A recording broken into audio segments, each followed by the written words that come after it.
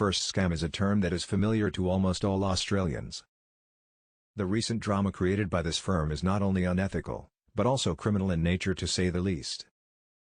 Founders of this firm had a shady past and every metric about their company was not reassuring. Even ASIC was slow to react to this matter, and as an end result, more than 100 retirees lost everything they had.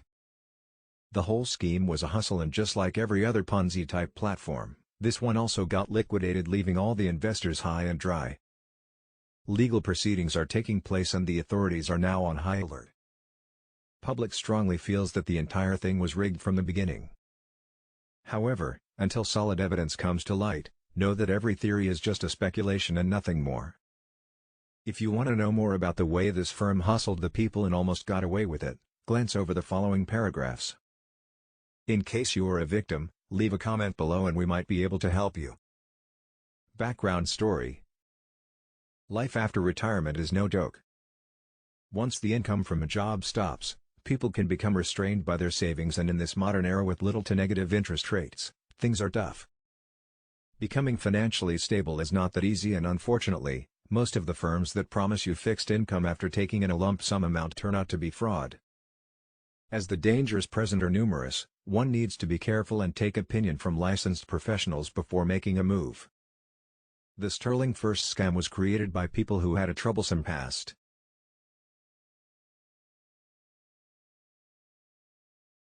Ray Jones was involved in other dubious schemes, and he did file a bankruptcy in the past. The most astonishing thing with regards to this case is the way ASIC acted from the beginning. Due to many unanswered questions, victims do believe that ASIC also had a part in the scam, and the corruption factor is pretty obvious. Sterling First scam creators.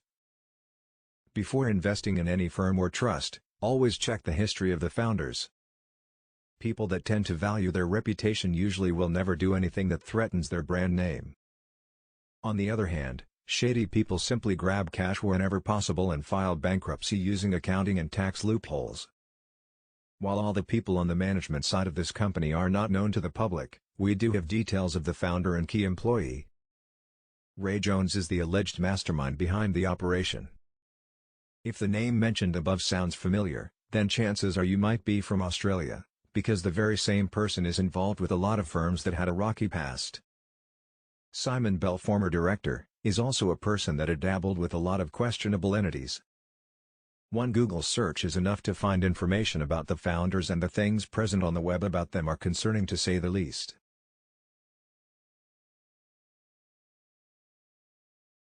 What is the Sterling First scam?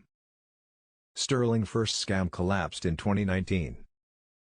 Before the demise, this company claimed to take care of the rent of the investors for life. They specifically targeted retirees and demanded a large amount of money from them in exchange for so-called housing services. The deal proposed by them sounded good on paper. However, in reality, transparency was not there and the income source was not sustainable.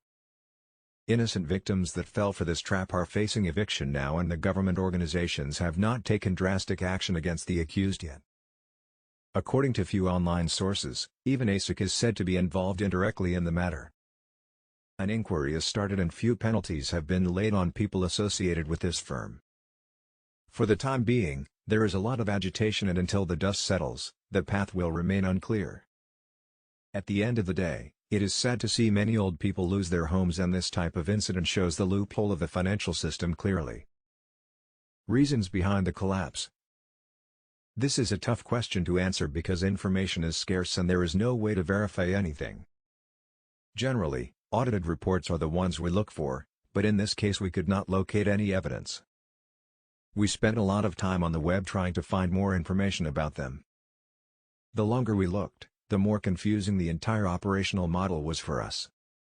We strongly believe that the reason behind the collapse was the lack of sustainable cash flow. In many ways, the scheme resembled a Ponzi structure wherein the money brought in the new client is used to pay out the old one. Though they were active for a while, the cash cow had to inevitably die, and that is exactly what unfolded in the recent years.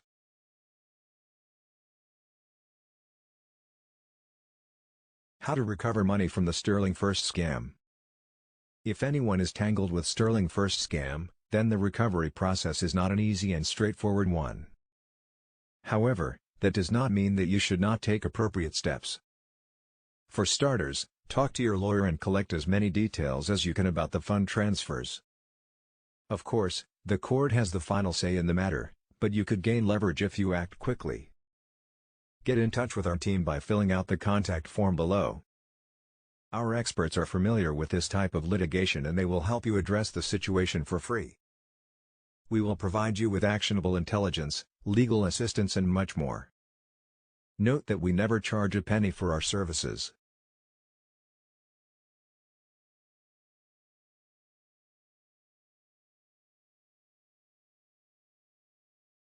What happened with the Sterling First scam is heartbreaking. The incident shows the danger is present in the financial system as a whole. While intervention from authorities might address this issue, it won't stop other firms from doing a similar crime. So, as end consumers, we should be careful when it comes to making decisions. Remember, organizations might provide you general advice, but in the end, it all comes down to us. Always do proper research and never join any scheme that promises you way more than what you contributed. Comment your opinion about the Sterling First scam below.